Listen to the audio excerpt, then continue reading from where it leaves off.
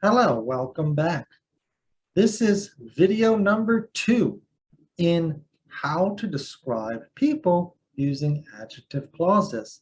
If you have not seen video number 1, please watch that video first. Okay, let's continue. So we talked about using adjective clauses to describe people with the pronouns who, are, that. I can say the man that lives next door to me is friendly. The man who lives next door to me is friendly. In those examples, the person who lives next door to me is the man that I'm talking about.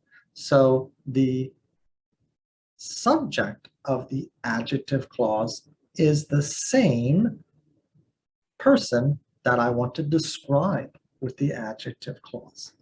Now let's look at what happens when the person that I am describing with the adjective clause is not the subject of the adjective clause. Let's look at some examples. Example A, the man was friendly. I met him. Him refers to the man. Notice that in the second sentence, the man is the object. I met him. Just like in the other video, we talked about the pronoun him can become that. So my adjective clause will be that I met. The man that I met was friendly. I can also omit the pronoun that and simply say the man I met was friendly. Notice here that the subject, the subject of the adjective clause, who is doing the meeting, who met. It's not the man. I met the man. The man, I met him. So him is the object pronoun. In adjective clauses, pronouns are used as the object of a verb to describe people. Okay?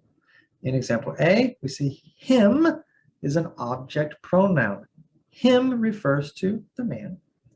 One way to make an adjective clause is to change him to that. That is the object pronoun. That refers to the man. That comes at the beginning of an adjective clause. Or, as in example C, an object pronoun can be omitted from the adjective clause. So we don't need to say that.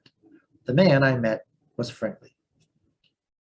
Now let's look at another example. D, the man I met was friendly. I met him.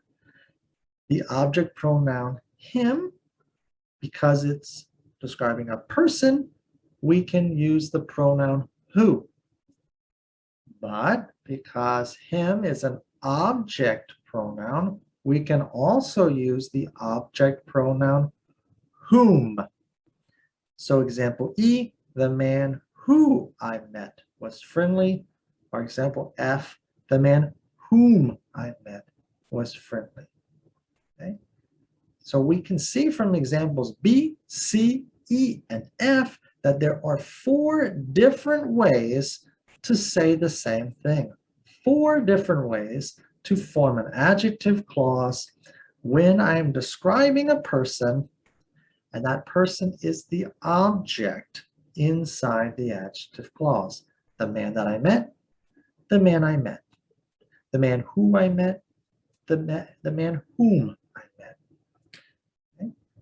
When we delete the pronoun and just say the man I met, that is the most informal, or I can say the least formal.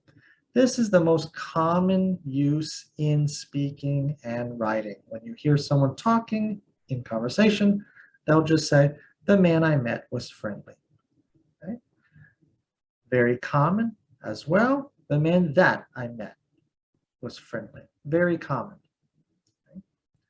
Who is a little more common in writing. So you would say the man who I met. And the man whom I met is something that you will probably never hear anyone say in everyday conversation. Whom is considered very formal and is used only in very formal writing. So you probably won't see whom even in writing very often. It's not very common. Okay? Let's look at a few more examples of when we can use who or whom, when we can omit the pronoun. Okay, so let's look at some examples. In number 1, the twins who sang in the show are only 9 years old. The adjective clause would be who sang in the show. It's describing the twins. Well, who sang? Who did the singing? The twins sang. So therefore, we cannot omit the pronoun who. You need that pronoun to be in the sentence. The twins who sang in the show are only 9 years old. We could also say the twins that sang in the show are only 9 years old. Now, if we look at example 2, we see something different. We visited the people whom we had met on our vacation. The adjective clause in this sentence is whom we had met. Remember, whom is very formal, but here, who is meeting? Who is performing the verb, the met? It's not the people, it's we. We met them, okay? We met them. Them is an object pronoun. It's being replaced by the object pronoun whom. In this case, we can omit the pronoun if we want.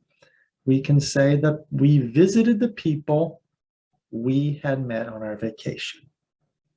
In informal speech, we can also say we visited the people that we had met, or because they're people, we visited the people who we had met.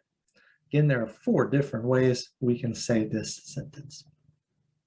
Number 3, they invited all the people that they know and love to their wedding. Okay? The adjective clause in this sentence is that they know and love, describing the people. Who is knowing, who is loving in this sentence? Not the people, it's they.